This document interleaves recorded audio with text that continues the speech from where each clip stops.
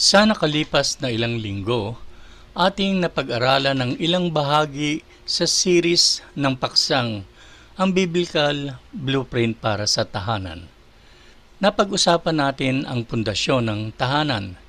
Sinasabi sa atin ng sentido komon o ng ating common sense at katuwiran ng reason na ang pundasyon ay mahalaga para sa katatagan ng anumang istruktura. Napag-alaman din natin na ang bawat tahanan ay dapat na maging isang muog, lugar ng kaligtasan, kaginhawahan at pagmamahal na nagbibigay ng silong upang makatakas sa mga alalahanin ng mundo. Tinalakay din natin ang balangkas ng tahanan. Upang ang tahanan ay gumana ng maayos, na nagbibigay ng lakas at ginhawa sa mga kailangan nito, ang bahay ay dapat na maitayo ng maayos sa pundasyon. Ang bawat miyembro ng pamilya ay mahalaga at kailangan maunawaan ang kanilang tungkulin o roles na inaasahan na kanilang gampanan. Noong nakaraang linggo ay ating namang pinag-aralan ang katatagan ng tahanan. Ang pagtatayo ng isang makadiyos at makabiblikal na tahanan ay nangangailangan ng pagsisikap sa seryosong pag-aaral ng banal na kasulatan para sa katatagan ng bawat buhay at ng buong tahanan. Ang spiritual at masaganang tahanan ay dumadaan sa pagdedesisyon to commit their lives in grounding themselves in the Word of God. Today, tatapusin natin ang pag-aaral sa ang blueprint ng Bible sa tahanan. At sa pagtatapos natin, nais kong bigyan diin ang pangangailangan ng wastong focus sa loob ng tahanan. Nakalulungkot, maraming tahanan ang itinayo sa tamang pundasyon. Nagbigay sila ng ligtas na kanlungan para sa pamilya at gayon din alam ng bawat isa ang kanilang role na maaambag sa tahanan. Sa loob ng ilang panahon ay patuloy pa rin ang mga tahanang ito sa pagsisikap upang matiyak ang katatagan ng kanilang mga tahanan. Sadly, sa paglipas ng panahon, nawala ang kanilang focus. Maaaring hindi ito sinasadya, ngunit nangyayari ito sa paglipas ng panahon. Dahan-dahan ang pamilya ay nagiging abala at nabihag sa impluwensya ng sanlibutan. At dahil doon, ang tahanan ay nagsimulang maapektuhan, magdusa. At kung mangyari yan, sa kinalaunan, ang magandang simulain ng tahanan ay dahan-dahan gumuguho dahil sa pagwawalang bahala ng bawat isa sa tahanan ng kanilang mga roles. Wala sa atin ang immune sa ganitong uri ng temptasyon at possibility. If you enjoy a strong and thriving home, you ought to be thankful and give glory to God. Gayunpaman, hindi dapat mawala ang inyong focus upang ikaw ay maging kampante. Mahalaga na ating maging long-term goal ang mapanatili ang isang wastong pananaw at maranasan ng patuloy ang pagkakaloob sa atin ng lahat ng ating pangangailangan ng Panginoon. Para mapanatili ang isang biblikal na tahanan, mahalaga na ating bigyang pansin ang ilang obserbasyon ni David sa bahagi ng kanyang sulat sa Aklat ng Mga Awit. Habang isinasaalang-alang natin ito sa paksang ang focus ng tahanan. Ang unang kapansin-pansin sa obserbasyon ni David ay ating makikita sa talatang 3. Ang ating lubos na pagtitiwala sa Diyos. Talatang 3. Umasa ka sa Diyos, ang mabuti gawin, at mananahan kang ligtas sa lupain. Upang mapanatili ang isang maunlad na tahanan sa Panginoon, Hindi dapat magbago ang ating pagtitiwala sa Panginoon. Sa buong context ng mga talata ay nasasabi na huwag tayong dapat mabahala at kainggitan ang mga di mananampalataya, anuman ang kanilang estado at kung anuman ang mayroon sila. Sinasabi sa atin ang salita ng Diyos na ang lahat ng iyan at mismo sila ay lilipas at maglalaho. Ang salitang manahan sa talata ay ibig sabihing manirahan, sumunod at itatag o gawing matibay na sandigan. Kaya't if we are to live in peace and contentment that pleases God, then we must depend solely to God and to Him alone. Katulad ng sinasabi sa unang bahagi ng talatang 3. Kailangan isaalang-alang natin ang principle. Talatang 3, unang bahagi. May dalawang mahahalagang kinakailangan ang tinuturo ni Haring David sa unang bahagi ng talatang 3. Ang una, kinakailangan tayong magtiwala at manampalataya sa Panginoon. Simple at napakadaling maunawaan ang tagubilin, umasa o magtiwala. Ngunit kadalasan ay nahihirapan tayong ipamuhay iyon. Gusto lang ng Panginoon na magtiwala tayo sa Kanya sa pamamagitan ng pananampalataya. Katulad ng sinasabi sa Romans chapter 1 verse 17. Sapagkat ipinahayag sa mabuting balita kung paano itinuturing ng Diyos na matuwid ang tao at ito'y sa pamamagitan lang ng pananampalataya. Ayon sa kasulatan, sa pananampalataya mabubuhay ang matuwid. Samantalang sa Hebreo chapter 11 verse 6, ganito naman ang sinasabi, hindi makapagbibigay lugod sa Diyos ang taong walang pananampalataya. Dahil ang sinumang lumalapit sa Kanya ay dapat maniwalang may Diyos at nagbibigay Siya ng gantimpala sa mga taong humahanap sa Kanya. Hindi tayo niligtas ng Diyos upang mamuhay lamang sa ating sariling paraan. Kinakailangan nating pagtiwalaan ng Panginoon sa lahat ng bagay. Purihin Siya sa mga bagay na nauunawaan natin at ganoon din naman pagtiwalaan natin ang Panginoon sa mga areas in our lives na hindi natin lubos na nauunawaan. Nangako si Jesus na kailanman ay hindi Niya iiwan ang mga nagtitiwala at sumusunod sa Kanya. Kaibigan, kapatid, kung sinisikap mo sa iyong sarili na maunawaan at gawan ng sarili mong kaparaanan ang lahat ng bagay at mga bagay-bagay na nangyayari sa iyong buhay without the help of God, you will utterly fail. We only need to believe and trust God whatever comes our way. Ang ikalawang kinakailangan natin gawin, gumawa ng mabuti. Muli ito ay isang simpleng bagay na mauunawaan, ngunit kadalasan sa ating mga buhay, ang bagay na ito ay di natin nagagawa.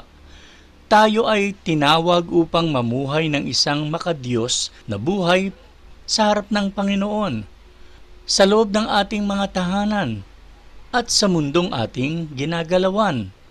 Alam ba ng iba na ikaw at ang iyong sambahayan ay mga tagasunod ni Kristo? Kung alam nila ang sunod kong katanungan, nanaisin ba nila ang nakikita nilang buhay na mayroon ka? Madidinig mo ba sa magulang ng iyong kaibigan na kanyang papayuhan ng kanyang anak na tularan ka, gumagawa ng mga mabuting bagay sa kanyang kapwa? Dapat tayong mamuhay ng makadiyos sa harap ng iba kung nais natin na ang ating mga tahanan ay manatiling pinagpapala ni Kristo.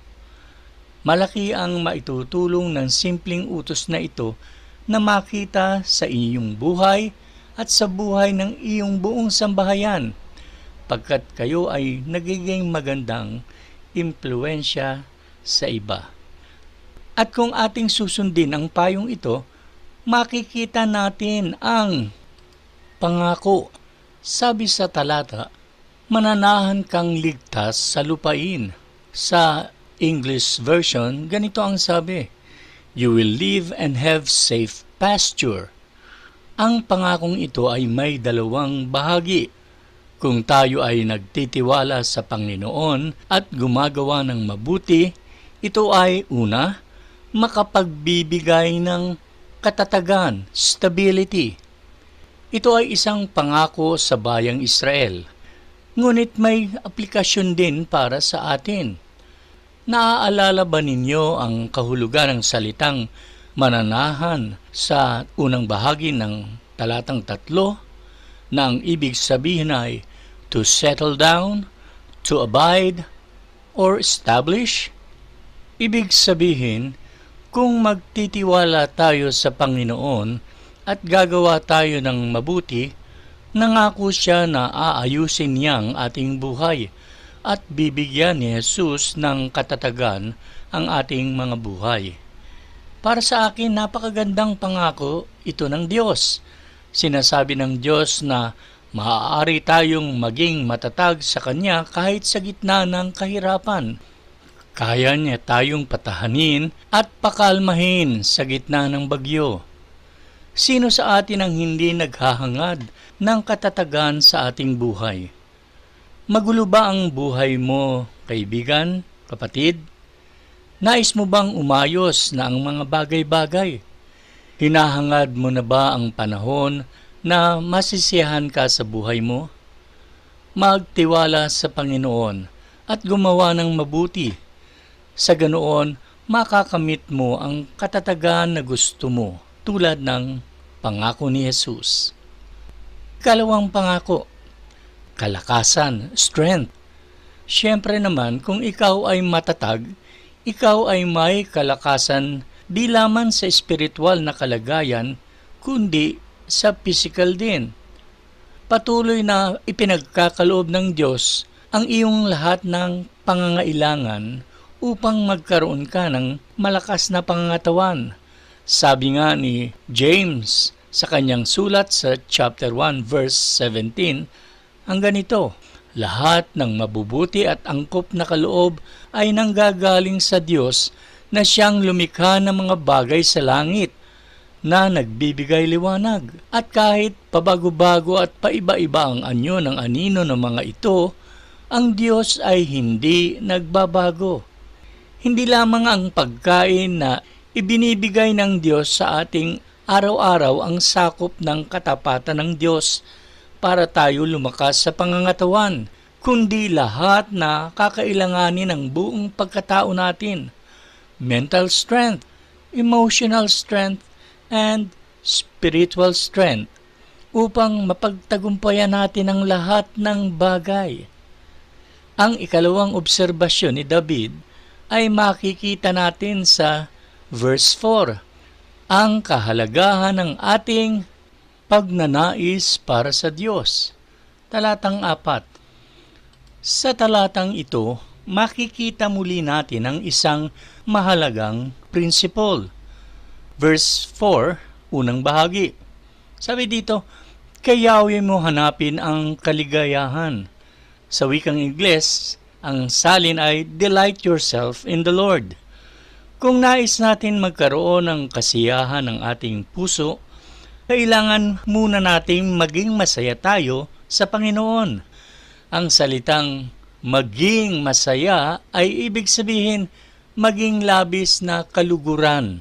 Ibig sabihin, kahit sa panahon na tayo ay nakadadama ng kalungkutan dahil sa ating madilim na pinagdaraanan, dapat palagi ang isaisip natin na ang Diyos ay mabuti at siya ay laging karapat-dapat ng ating papuri at pagsamba. Anumang sitwasyon, mayroon tayo. Maraming tao at pamilya ang hindi nagkakaroon ng katuwaan sa Panginoon. Ang ating pagtuon at pagnanais para sa Panginoon ay napalitan ng makamundong kasiyahan at hangarin. Kung ating lamang pag-iisipan ng gusto ang ginawa ng ating Panginoon para sa atin, papaanong hindi tayo malulugod sa ating kahangahangang tagapagligtas?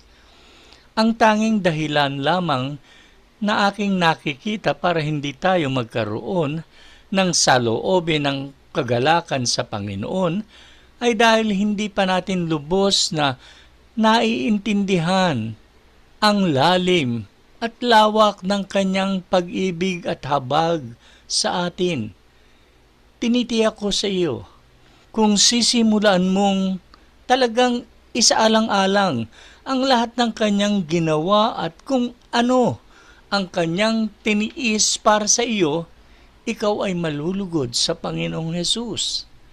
Kaibigan, kapatid, gawin mong si Jesus ang hangarin ng iyong puso at ganoon din naman ng iyong buong sambahayan, pagkat mayroong nakalaang pangako para sa inyo. Sa ikalawang bahagi ng talatang 4, ganito naman ang sinasabi, at ang pangarap mo'y iyong makakantan. In English, He shall give you the desires of your heart. Teka muna, Haring David. Ano ba ang ibig mong sabihin diyan sa pangakong iyan? Well, it means just what it says. Ang ibig sabihin ng salitang pangarap o desire sa ating teksto ay isang pagnanasa, pakiusap o kahilingan. Ibig sabihin, ipagkakaloob ng Diyos ang mga hangarin ng ating puso kung tayo ay nalulugod sa Kanya. Teka, sinasabi ko bang sasagutin ng Diyos ang bawat panalangin ayon sa gusto mo? Sinasabi ko ba na ipadadala ng Diyos ang perang kinakailangan mo na pambayad sa Meralco o bayad sa iba pang dapat bayaran? Hindi ko maipapangako na gagawin niya ng Diyos, bagaman kayang-kaya niyang gawin ang anumang hinihingi o idinadalangin mo. Dapat tayong mag-ingat na huwag alisin ang talatang ito sa konteksto. Sa mga nauna, pinayuhan na tayo na magtiwala sa Panginoon, gumawa ng mabuti at malugod sa Kanya. Kung ginagawa natin ang mga bagay na ito, ang ating mga puso ay tama sa harapan ng Diyos. Para sa mga taong matuwid na namumuhay at sumusunod sa Kanya, ang magiging hangarin at naisin ng kanilang mga puso ay magiging parehas sa kalooban ng Diyos.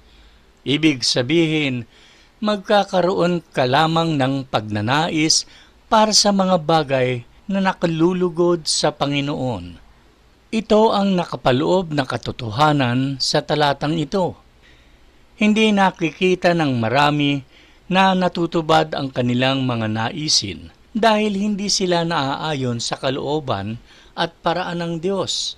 That's the problem of many.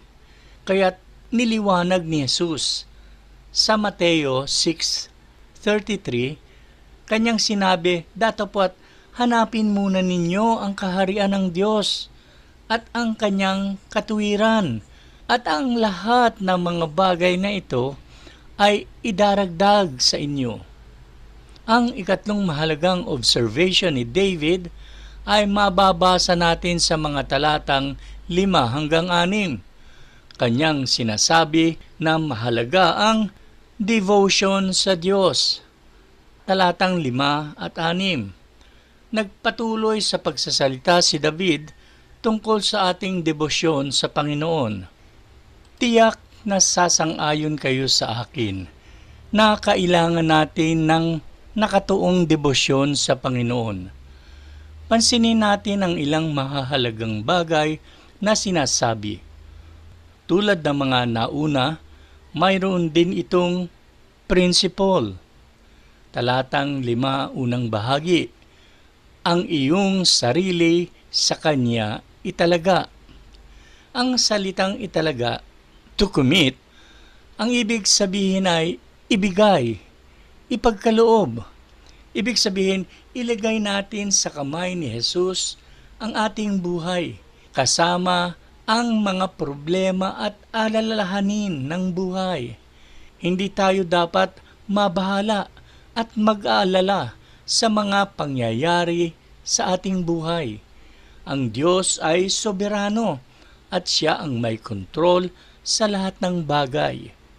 Ako ay namamangha na pinagkakatiwala natin kay Jesus ang ating walang hanggang tadhana, ngunit kadalasan ay hindi natin Siya pinagkakatiwalaan sa ating pang-araw-araw na mga problema.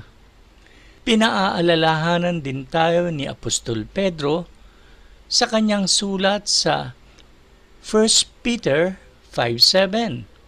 Sabi dito, ipagkatiwala nyo sa Kanya ang lahat ng kabalisaan ninyo dahil nagmamalasakit Siya sa inyo. Ngayon, tingnan naman natin ang pangako sa principle na sinabi ni David. Minsan pa, may dalawang bahagi ang pangakong ito. Una, ang kasiguruhan. Ikalawang bahagi ng talatang 5. Sabi dito, tutulungang ganap kapag ika'y nagtiwala. Mga minamahal kong mga kapatid, hindi kailangang matakot kapag dumating ang mga problema sa buhay. Ang ating paghihirap ay hindi tago sa Panginoon. Alam na alam niyang iyong sitwasyon at kaya niyang tugunan ng anumang pangangailangan mo. Makakaasa ka sa kakayahan ng Panginoon. Kaya't ating ipagkatiwala natin ang ating lahat na pangangailangan at gawain sa Kanya. Tandaan, Siya ang Diyos na may kapamahalaan sa buong sangsinukob. Sa Filipos Kapitulo 4, talatang 11, ganito ang sinasabi, at dahil kayo'y na kay Kristo Jesus, ibibigay sa inyo ng aking Diyos ang lahat ng pangangailangan nyo mula sa kasaganahan ng kayamanan niya at ang ikalawang bahagi ng pangako, ang pagsulong. Sa talatang 6, ganito ang sinasabi, ang kabutihan mo ay magliliwanag katulad ng araw kung tanghaling tapat. Kung ihahandog natin ang ating mga buhay sa Panginoon at magtitiwala tayo sa Kanya, gagabayan niya ang ating buhay at tandaan, ang lahat ng ating pinagdaraanan ay para sa ating ikabubuti. Malamang na hindi mo makikita ang kabutihan habang nasa gitna ka ng unos. Ngunit pag nalampasan mo na ito, mas magiging malapit ka sa Panginoon at higit na magiging katulad ka ng Panginoong Hesus. Ito ay magbibigay liwanag sa buhay mo at makikita pati na rin ang mga taong nagmamatyag ng iyong buhay. Hinahayaan ng Panginoon na tayo ay dumaan sa apoy upang ang pananampalataya natin ay maging dalisay tulad sa ginto. Sa ating pagtatapos, marami nang pinagtiisan si David sa kanyang buhay. Ngunit palagi niyang nasusumpungan na tapat ang Diyos, anumang sitwasyon ang kanyang hinaharap. Natutuhan niya na dapat siyang magtiwala sa Panginoon at sundin ang kanyang patnubay kung nais niyang maging masagana ang kanyang buhay. Maraming buhay at tahanan ang nagkakagulo ngayon dahil ang mga tao ay nawala ng focus at hindi na umaasa sa Panginoon o nagsusumikap na maglingkod sa Kanya.